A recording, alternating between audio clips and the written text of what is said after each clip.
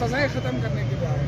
تو اب جو اربوں روپے معاف کر دیے واپس پھر بھاگیں گے تو ملک کو تو ان کو فکر ہی نہیں ہے. آپ کسان کو سڑکوں پہ لے آئے, کل تاجر نکلیں گے, پھر اس کے بعد صنعتکار نکلیں گے, پھر اسٹوڈنٹ نکلیں گے.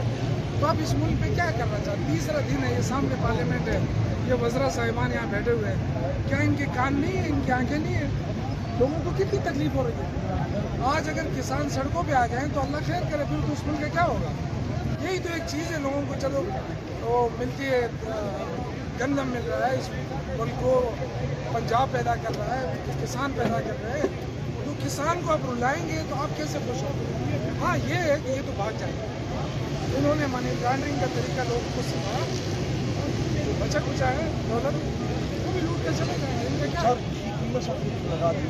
جی طارق بشیر چیمہ صاحب کے ساتھ چار پاس کیا اختیار ہے مجھے پتا ہے.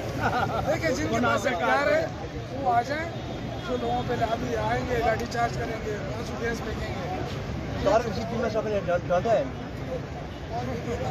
دیکھیں میری بات سنیں, میں یہ کہہ رہا ہوں کہ اگر کسان جس